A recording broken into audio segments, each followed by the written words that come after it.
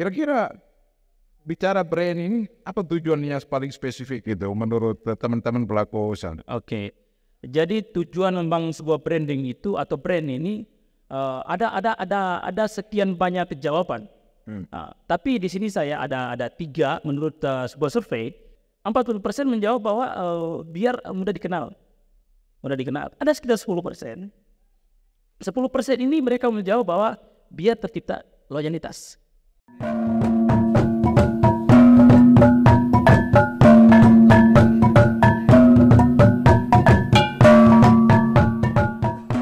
Assalamualaikum warahmatullahi wabarakatuh. Waalaikumsalam. Salam sejahtera untuk kita. Oke, salam sehat, salam sukses. Moses Lewadogen, Ya, betul sekali. seorang anak muda yang menggeluti usaha ekonomi kreatif dan saat ini sudah berada dengan saya.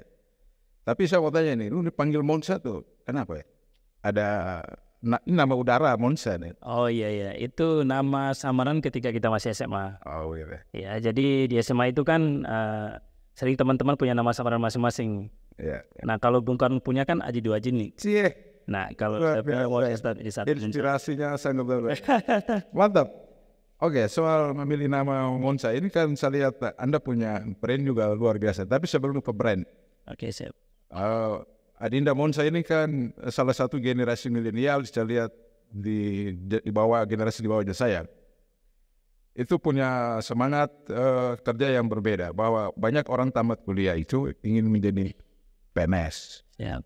Itu gaya-gaya bekerja sebagai karyawan, bekerja. Tapi mindset Anda itu saya lihat mindset menjadi seorang calon-calon entrepreneur muda. Nah, itu apa yang menginspirasi Anda sehingga Anda bisa membedakan ini kelas pekerja, ini kelas bisnis, kayak begitu? Saya itu sangat terdoktrin dari sebuah buku namanya Cashflow Quadrant, karanya Robert Kiyosaki. Karena memang sebelumnya saya masuk kuliah, saya lebih cenderung untuk bergaul dengan teman-teman Jawa dan rata-rata mereka itu ya entrepreneur. Sehingga dari sana mereka rekomendasikan buku-buku entrepreneur yang saya baca. Sehingga saya menganalisa dan ternyata dalam hidup saya harus memilih salah satu dalam hidup. Apakah saya menjadi karyawan atau menjadi pemilik bisnis gitu. Dan ketika saya menjalankan bisnis dengan mereka, saya melihat bahwa potensi besar ketika kita menjalankan bisnis. Dan potensi yang saya lihat dalam dunia bisnis itu bertentangan dengan keluarga saya. Karena saya dikuliahkan dengan catatan bahwa saya harus cepat pulang dan saya harus cepat bekerja begitu, jadi karyawan. Nah, ini sangat-sangat bertentangan buat saya. Ya, ini doktrin yang luar biasa, punya energi positif, membawa semangat yang berbeda. Dan ini tipikal petarung loh. Oh, siap. Dia berbeda dengan generasi yang mengikuti keadaan. Tentu beda gaya juangnya. Iya, betul. Membedakan gaya juang. Nah, semangat ini bagi saya kira dengan generasi seterusnya itu akan terus berkobar ya. Perlu dipertahankan. Nah, tentu membangun sebuah usaha apapun namanya, usaha entrepreneur apapun kelasnya, tentu merek atau branding itu ada penting punya pengaruh. Bahkan itu menjadi faktor pembeda ya. Betul. Pembeda. Masing-masing orang punya brand berbeda. Nah, branding yang Anda pakai itu branding lokal, tapi membumi sudah kelas regional ini. Nah, mudah-mudahan bisa tembus levelan. Amin. Pilihan Sepatki itu kan bahasa lokal begitu. Betul. Nah, itu bagaimana Anda menginspirasi bagaimana lahirnya Sepatki itu? Luar biasa itu kalau Anda terus memframing dengan bagus. Sepatki lahir itu sebenarnya ketika saya pulang dari Jawa, saya itu sama keluarga tidak boleh berbisnis. Yeah. Saya harus bekerja. Sebelum ke branding ya, saya cerita sedikit terkait kenapa saya harus berbisnis dan kenapa saya harus membangun sebuah branding itu. Iya. Nah, jadi rata-rata anak muda kan gini, habiskan waktu di masa mudanya itu untuk senang-senang. Yeah. Nah, salah satu bahasa yang sangat menginspirasi saya itu kalau Anda tidak membangun impian Anda, berarti Anda sedang membangun impian orang lain. Nah, jadi saya ingin untuk membangun impian saya. Nah, jadi untuk membangun sebuah impian saya melihat solusinya adalah saya harus berbisnis. Nah, ketika saya pulang, saya melihat potensi di kampung, apa yang harus saya kembangkan. Dan waktu itu saya melihat minuman boba waktu itu Iya, iya. lagi naik ini. Iya, iya. Saya survei ke Kupang dan saya melihat wah ini bisnisnya bagus nih. Tapi kendalanya itu ketika di musim hujan. Iya. Jadi kita harus punya ya inovasi baru untuk mengganti itu. Jadi musim hujan, musim kemarau Semi pun tetap. tetap berangkat. Oh. Nah dari sini saya berpikir bahwa waktu itu awal nama brand itu sebenarnya namanya pertama itu saya tulis itu namanya sedot tea karena minuman. Iya. Nah, tetapi ketika saya lagi membangun tempat usaha saya, teman-teman yang lewat itu selalu saya sapa, kawan sepati. Sepati itu kan artinya mampir dulu atau singgah dulu. Nah saya terganggu dengan masa itu. Saya pikir apakah ini menjadi sebuah brand yang bagus ya? Terus saya tuliskan, saya gambarkan sepati. Nah ini yang saya berpikir bahwa saya pernah belajar bahwa dalam membangun sebuah branding itu harus punya nama yang bagus. Artinya kita harus memilih nama yang tepat dan nama itu harus tertanam di pikiran konsumen gitu. Siap. Nah, jadi saya menggunakan nama brand Sepati. Dalam artian gini, banyak orang kan mulai mengkritik saya ketika kasih nama Sepati. Loh ini orang Kupang tidak mengerti nih. Orang Jogja tidak mengerti nih. Nah, saya memberikan jawaban seperti ini. Kalau Anda ke KFC, Anda ke McD, itu brandnya siapa? Benar. Ya, nggak ngerti juga. Tapi ketika minum di foto, dipromosikan, iya, dengan dengan bangganya mengangkat brand luar. Sangat setuju. Apa salahnya kita membangun brand kita dengan nama lokal dan kita mendarat Luar biasa. di sana. Jadi harapan besar saya adalah Sepati ini harus rocket itu. Ya. Itu semangat yang harus kita tegakkan. Jadi semua produk bagi para pelaku usaha penting punya brand. Nah, itu seberapa penting brand bagi Anda? Brandnya, karena begini, sebelum masuk ke brand, sebelum saya jawab itu, kenapa harus punya brand kan? Gitu. Atau apa itu brand? Apa itu brandnya? Singkatnya gitu lah. Apa itu brand? Nah, brand itu kan nama dan makna. Lebih singkatnya ada beberapa pengertian yang lebih spesifik. Tapi yang lebih kena ke saya itu brand itu adalah nama dan makna. Nama ini maknanya apa gitu. Nah, kenapa saya milih Sepati? Itu karena maknanya adalah ini adalah brand lokal yang harus saya angkat ini. Nah, jadi Sepati ini menjadi salah satu contohnya saya kasih contoh gini. Abang misalnya lewat di depan Sepati ini, baca tulisan brandnya, Sepati. Tidak singgah tuh. Abang lanjut.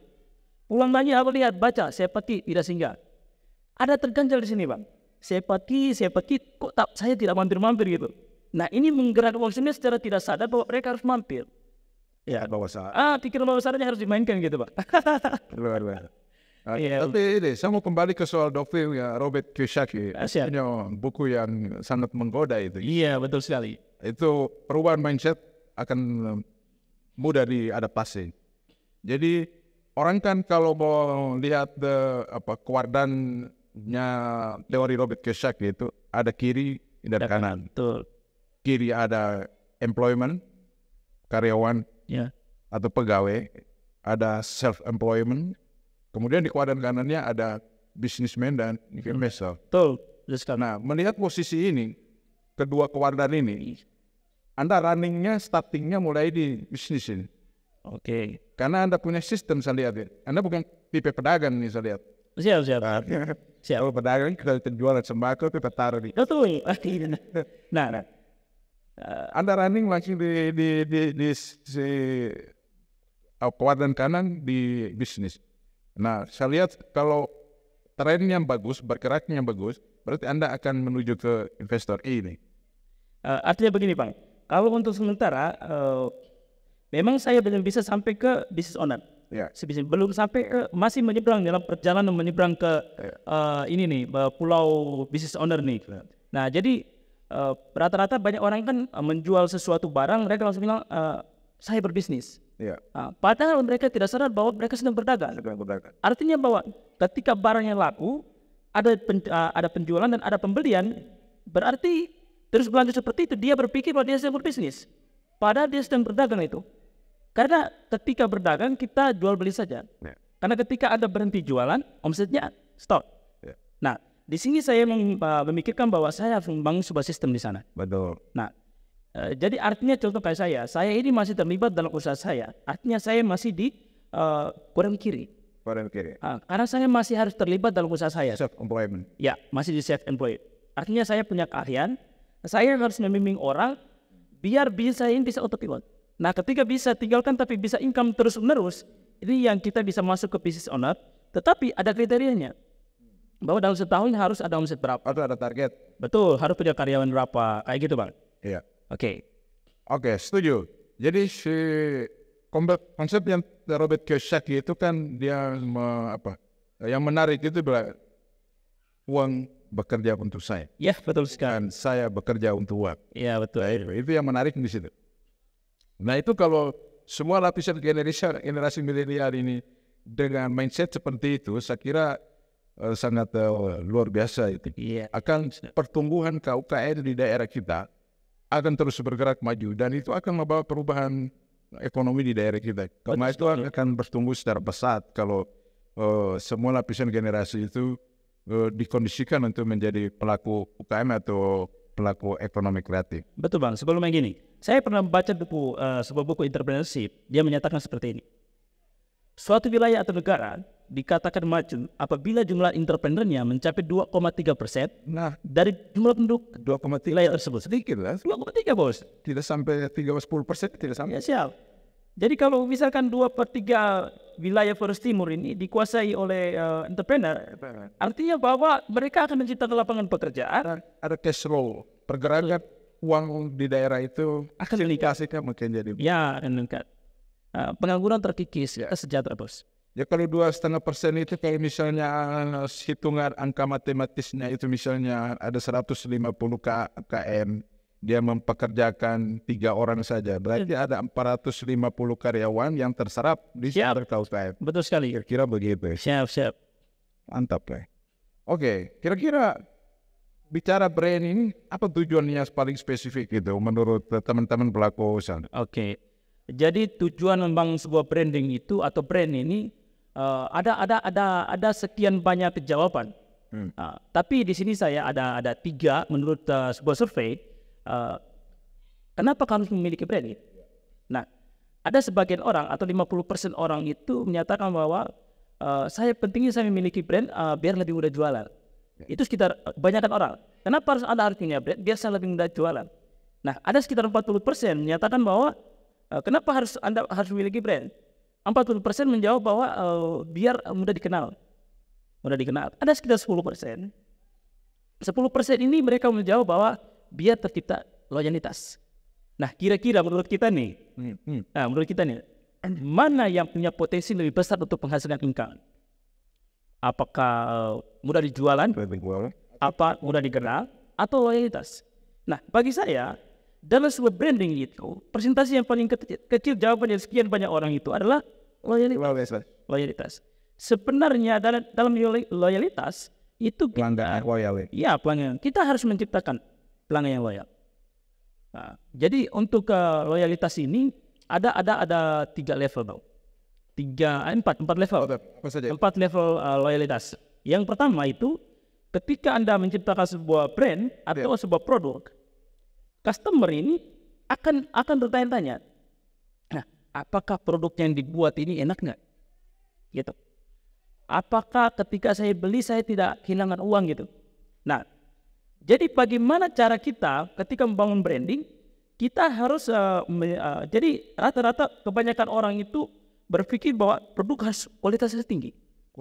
Harus punya kualitas, betul, punya kualitas tinggi, tetapi harganya juga harus berkualitas. Betul, kita harus menyesuaikan gitu, Bang. Kita harus menyesuaikan. Artinya yang pertama itu brand yang bagus itu ketika saya minum kopi di kedai Sepati misalnya ya. Oh, itu saya seduh. Oke, siapa? Kita ngopi dulu. Minum kopi, seduh kopi dulu. Ya. Kopi adonaran. Nah, jadi contoh kayak gini ya, Bang. Ketika saya seduh kopi ini dan ketika saya seduh saya rasa ini kok mantap sekali. Saya seduh lagi. Nah, ini mulai dari sini brand tercipta. Jadi istilahnya brand tercipta itu saat gigitan pertama, Bang. Jadi ketika saya seduh kopinya dan saya rasa, wah ini mantap nih. Nah, level pertama itu sudah tercipta. Kan ada apa hashtag gitu. Yang Seduh kopimu sudah sedih. Wah, seperti itu lah bang. Artinya bahwa di situ brand tercipta. Misalkan saya suka kopi manis, tetapi ketika saya pesan kopi manis, ternyata dikasih kopi pahit. Saya seduh, aduh ini kurang enak. Nah, saat itu apakah saya repeat order enggak? masuk. Pasti saya tidak datang lagi, Pak. Artinya level kedua itu adalah ketika saya sudah seret dengan produk Anda, saya puas dengan produk Anda, saya pasti repeat order. Level kedua adalah repeat order. Belanja kembali. Nah, ini level kedua, Pak. Jadi kita harus punya level loyalitas tadi adalah level yang pertama, kepuasan konsumen terhadap produk kita. Yang kedua adalah bagaimana mereka bisa repeat order. Kalau saya puas dengan produk Anda, jelas saya tidak balik lagi bang. Nah ini sudah level kedua nih bang, level loyalitas level kedua. Level yang ketiga adalah dia merekomendasikan produk Anda ke orang lain. Nah kalau mau beli kebab di Sepaki aja. Beli kebab di Sepaki saja. Kalau mau beli BO di Sepaki aja. Kebetulan Sepaki sekarang ada produk baru bang. Nah, saya tidak bawa ini, nanti kawan-kawan saya akan bawa. Itu namanya ini rempeyek bang. Rempeyek. Karena saya melihat salah satunya adalah rempeyek ini bisa dijadikan sebagai teman ngopi, artinya cemilan, bisa teman nasi bang. Woi, mantap. Nah, ini kan menjadi saya melihat suatu hal yang berbeda di situ.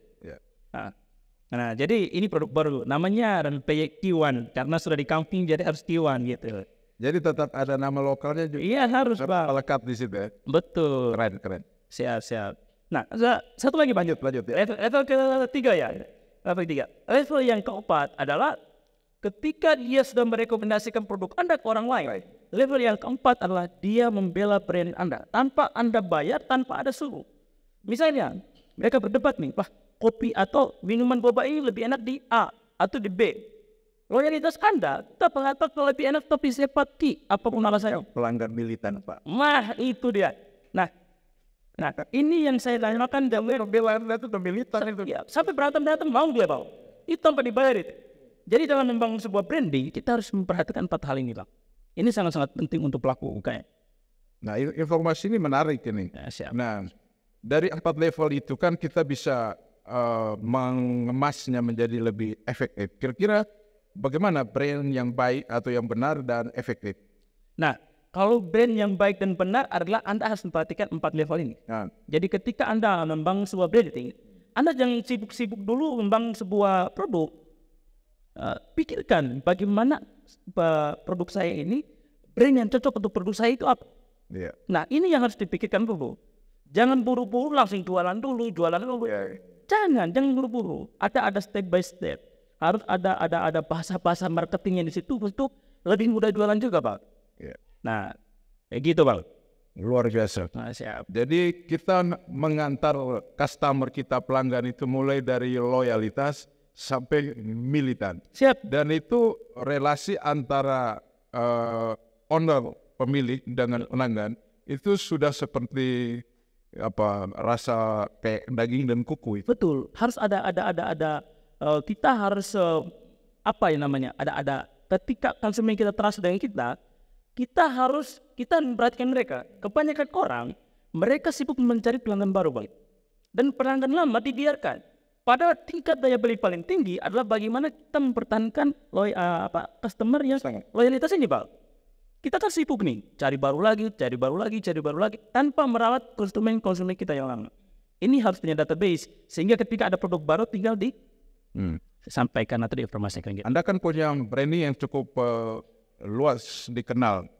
Karena begitu Anda running, Anda buka cabang di Larantuka, Kupang, Jogja. Artinya sebaran ini mulai dari tingkat lokal, regional, mulai ke daerah-daerah lain yang nasional lah gitu. Itu artinya Anda sedang mempromosikan produk Anda, sekaligus memperkenalkan branding. Betul.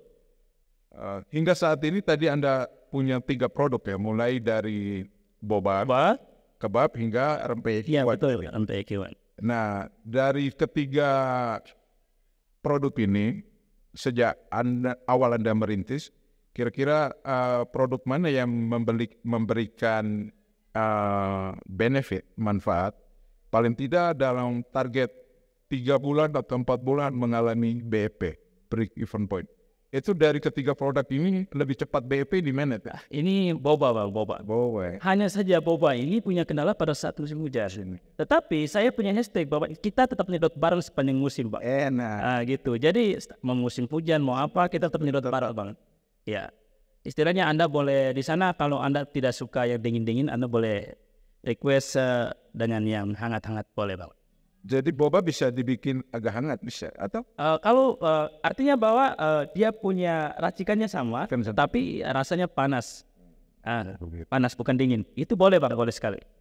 Ini kita bisa menyesuaikan di musim hujan. Misalkan coklat ya bisa kita minum dingin, musim hujan kita minum yang panas saja gitu.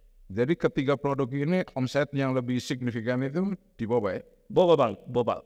Karena dari awal saya launching boba itu banyak orang juga pesimis bang. Artinya gini, loh orang jual pop ice yang harganya 5.000 jarang orang beli.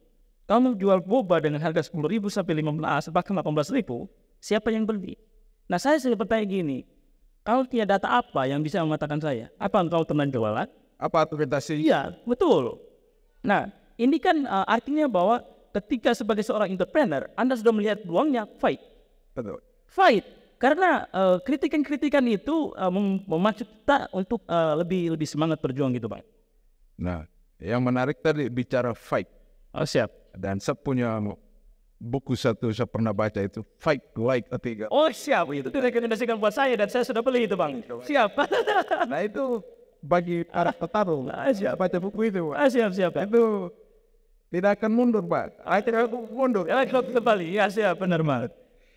Itu kalau di petarung itu dia mainnya di entrepreneur itu dia dengan segala keterbatasan dia akan berangkat dulu, berlayar dulu. Nanti di jalan ketemu gelombang, ketemu angin, bagaimana ngatasinya? Itu baru petarung. Tapi kalau mau berangkat tapi aku di sana, pesimis betul banget. Nah, ya akan mematahkan semangat. Betul. Dan saya lihat semangat itu ada di diri Anda.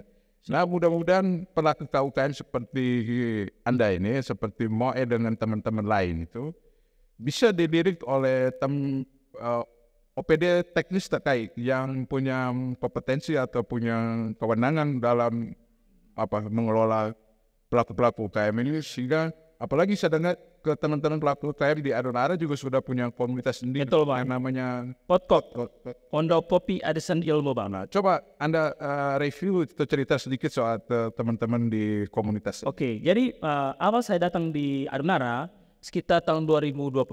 Awal tahun 2020 itu saya sepakat dengan teman-teman saya, kami membangun sebuah komunitas yang namanya Upload Team, Entrepreneur Flores Timur. Tapi dalam perjalanan pertemuan cuma sekali dan eventnya cuma sekali di Napura waktu itu, kolaborasi dengan OI. Setelah itu buyar karena tidak punya tujuan yang jelas. Setelah itu saya berdiskusi lagi dengan teman-teman, termasuk brand dari Putri Patani dan beberapa teman-teman lagi. Akhirnya saya bilang kita harus sama-sama belajar di sini. Tidak ada yang menopang kita selain kita sesama ini yang saling menopang. Dari situ kami sepakat untuk membangun sebuah organisasi atau perkumpulan UKM, komunitas lah, lebih cocok komunitas. Itu kami memberikan nama Pondok Kopi Arisan Ilmu. Jadi setiap bulan kami datang, kita arisan ilmu. Misalkan ilmu ekonomi tentang bisnis, apa saja yang sepanjang saling support gitu ya? Oke, awal-awalnya itu kami memulai dengan saya membawakan materi dengan teman-teman dengan waktu itu pertama di Sepaki waktu itu di Hinga. Itu dengan mindset seorang pengusaha. Jadi percuma bang, ketika kita dapat bantuan atau seperti apa, tapi mindsetnya tidak disiapkan. Ya, mindsetnya tidak dibangun atau tidak disiapkan. Artinya saya sering memberikan ilustrasi gini. Orang yang punya mindset siap dan tidak siap, sama artinya seperti kalau yang mindsetnya tidak siap, Anda memberikan dia 100 juta, nanti jadi 0. Tapi orang yang punya mindsetnya siap, Anda berikan dia uang 100.000 akan menjadi 10 juta. Nah, karena rata-rata orang tidak menyiapkan SDM. Manusianya langsung kasih uang ke sana, percayakan. Nah, mindsetnya tidak siap, akhirnya apa? Panas-panas, gitulah. Iya, gambaran seperti itu, akhirnya saya mau minta Anda merangkum menjadi sebuah informasi yang komplit. Mengapa atau menurut Anda, apakah semua pelaku UKM, ini level UKM loh, Ya siap. harus punya branding atau harus memiliki branding? Kalau menurut saya secara pribadi, saya lebih fokus. Saya sampai ke teman-teman pelaku UKM bahwa Anda harus punya branding. Karena ketika kita punya branding, contoh gini, ketika ada sekian banyak persen, seperti yang saya ngomong tadi, biar lebih cepat mudah jualan, biar produk kita lebih cepat terkenal. Ada lagi kita membangun sebuah loyalitas di situ. Artinya di sini kita bisa simpulkan bahwa branding sangat penting. Jadi sebagai seorang pebisnis, Anda harus membangun sebuah branding. Tapi kalau Anda sekedar pedagang, ya nggak usah, nggak apa-apa. Gitu Bang. Oh ya. Oke, dari cerita Anda ini, informasi ini, baik di komunitas, itu di antara kalian pelaku UKM itu sudah berapa banyak yang misalnya dari presentasi agak punya branding itu, atau masing-masing semua punya branding? Rata-rata kalau kami di komunitas punya branding semua Bang. Semua punya branding. Kayak Putri Patani, terus Kissing Ambali, terus ada Versi Shop, ada Riba Shop, ada macam-macam. Kayak banyak Bang. Jadi semua kita itu kayak kopling yang di Weberang, semua kita punya brand Bang. Kopi keliling. Hanya saja teman-teman rata-rata belum terfokus untuk membangun brand. Mereka lebih fokusnya itu jualan. Bagi saya itu kita harus fokus ke brand. Karena dengan brand yang kuat, yang bagus, bisa menembus pasar di mana saja. Artinya gini, kalau mereka pernah di Adonara, mereka pernah minum boba di Sepaki atau makan kebab di Sepaki, ketika brandnya ada di Kupang, ada di Jogja, ada di manapun, dan mereka pernah makan di sini, artinya mereka sudah percaya dengan produk Anda dan mereka tidak ragu lagi langsung beli. Nah, itu juga branding juga mempengaruhi pelanggan militan. Betul. Dan itu menarik itu. Jadi kalau konsep begitu kan kita mampu meminimalisir resiko kegagalan. Betul. Jadi manajemen risiko juga dipakai itu ya. Pasti Pak.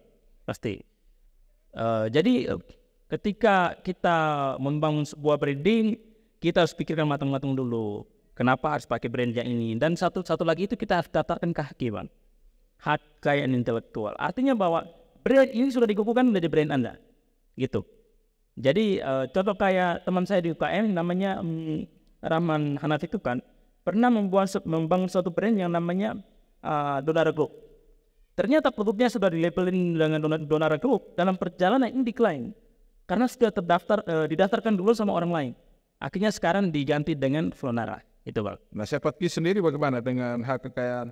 Kita sudah daftar Bang. Sudah? Ya, sudah daftar sekitar 5 bulan yang lalu Bang. Itu proses pendaftarannya apa ribet atau mudah? Dibantu sama ya teman-teman, abang-abang, saudara-saudara yang di pemerintah. Kebetulan ada 4 untuk Flores Timur ada jatah 4. Jadi saya dapat bagian ya siap dibantu. Luar biasa. Jadi ada kemudahan. Iya siap. Ada kemudahan juga mensupport ini meskipun hanya memberikan pelayanan terhadap hak kekayaan intelektual ya Bang. Ya haki. Ya. Luar biasa. Yang terakhir closing statement-nya untuk menginspirasi generasi yang lain. Karena Anda merupakan generasi milenial yang semangatnya bisa, saya yakin dan percaya bisa menginspirasi orang lain. Oke, kalau bagi saya itu teman-teman, ayo kita berwirausaha. Karena sekarang kalau Anda tidak membangun dari sekarang, saya pernah berpikir begini Bang, saya punya mimpi. Kenapa saya tetap harus membangun sebuah branding atau bisnis? Karena impian saya besar Bang. Saya pingin rumah, saya pingin mobil, saya pingin kehidupan yang baik ke depan. Nah, kalau saya kalkulasikan Bang, kan saya 1 bulan misalkan gaji saya 3 juta per bulan, entah saya kerja di ASN atau apa gitu lah. Kalau rata-rata 3 juta sebulan, ternyata 1.500.000 kita save money. 1.500.000-nya kita simpan untuk kebutuhan. Nah, kalau 1 bulan Anda save 1.500.000, artinya 1 tahun 18 juta. Kalau 1 tahun 18 juta dikali misalnya sekarang umur 30 nih. Iya. Saya umur 50, artinya 20 tahun lagi saya kerja. Saya kalau saya kemarin tahap 1 bulan itu 1.500.000, artinya dalam 20 tahun saya menghasilkan 360.